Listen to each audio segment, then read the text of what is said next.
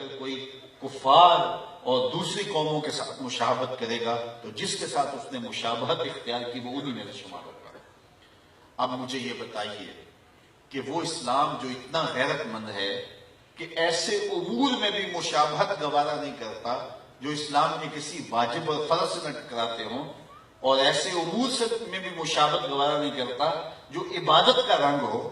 تو وہ ایسی رسموں کو کیسے گوارا کر لے گا اور اپنے اندر جذب کر لے گا کہ جو اسلام کے بنیادی مزاج سے ٹکراتی ہوں۔ تو آج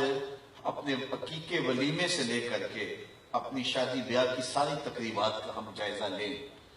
کہ ہمارا کیا کیا انداز، ہمارے کیا کیا تیور بن گئے ہیں جو اسلام کے مزاج سے ہی ٹکراتے ہیں۔ یہ ویلنٹائن ڈے کے نام سے جو بدتمیزی مغرب سے میڈیا کے ذریعے ہمارے تک پہنچی، اور پھر نسل نو نے اپنی نفسیاتی کمزوریوں کی وجہ سے اس کو اختیار کیا، اور آج اگر ممبر و محراب سے اس کے خلاف آواز اٹھائی جاتی ہے تو یہ بات کہہ دی جاتی ہے کہ تم تو ہماری آزادی پر پابندی لگاتے ہو۔ یار نہ صحیح کسی خاتون کے ساتھ جو ہے وہ محبت کا اظہار غیر محرم کے ساتھ، ماں کے ساتھ جو ہے وہ محبت کا تو اظہار کیا جا سکتا ہے، اپنے باپ کے ساتھ تو محبت کا اظہار کیا جاتا ہے، ضرور غیر محرم کے ساتھ ہی محبت کا اظہار کرنا ہے۔ اس طرح کی دلیلیں دے کر کے بھی جو ہے اس کے جواز کے راستے نکالے جاتے ہیں۔ میاں اسلام کا اپنا مزاج ہے، اسلام نے کوئی دن اور کوئی وقت مقرر نہیں کیا محبت کا۔ یہ دوسری قومیں ہیں جو سال کے بعد جا کے اپنی ماں کو پھول دیتے ہیں، سال کے بعد جا کے اپنے باپ کا دن مناتے ہیں۔ اسلام تو 24 گھنٹے ماں کی خدمت کا درس دیتا ہے، وہ تو لمحہ لمحہ باپ کی خدمت کا درس دیتا ہے، اور وہ جو ہے وہ بیوی کے روپ کے اندر تمہارا جو ساتھی ہے اس کے جذبات کا خیال رکھنے، اس کے ساتھ محبت کا اظہار کرنے کی تلقین کرتا ہے،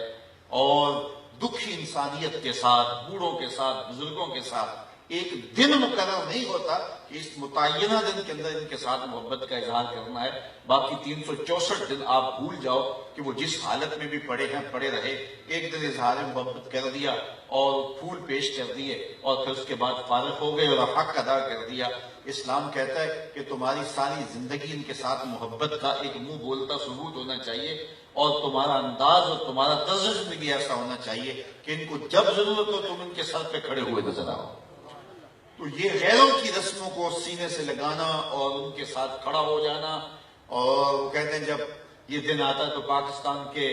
جو ہے وہ سٹالوں سے پھول نہیں ملتے ہیں اور کیا کیا تماشے لگتے ہیں۔ یار ایک مومن کو کیا زیبا ہے، کیا اس کے لائق ہے کہ وہ غیروں کی رسموں کو سینے سے لگائے اور پھر اس کو نبھاتا پھرے اور اس کے اوپر دلائل دیتا پھرے، اور یہ جو ہے وہ میڈیا کے اوپر بیٹھ کے ٹین ٹین کرنے والے 2 نمبر دانش پر اس پہ باتیں کرتے پھرے۔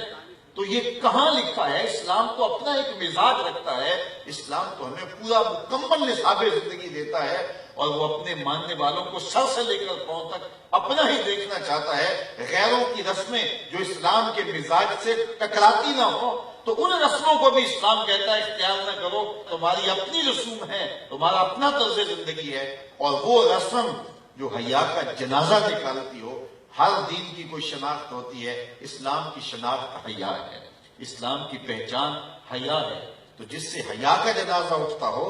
تو حیا کے پردے چاک ہوتے ہوں، تو اسلام کس طرح اس کی حوصلہ افزائی کی اجازت دے گا؟ تو میں اور آپ بطور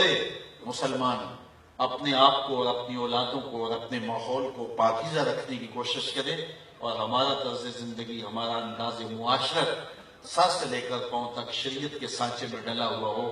آدھا تیتر آدھا بٹیر نہیں، بلکہ سر سے لے کر پاؤں تک ہم مسلمان ہوں۔ اور فرمایا گیا یا ایھا الذین آمنوا ادخلوا فی السلم کافہ، اے ایمان والو آئے ہو تو پھر پورے پورے آؤ، اس چمن میں پیروے بلبل ہو یا تلویز گل، یا سراپا نالا بن جا یا نوا پیدا نہ کر۔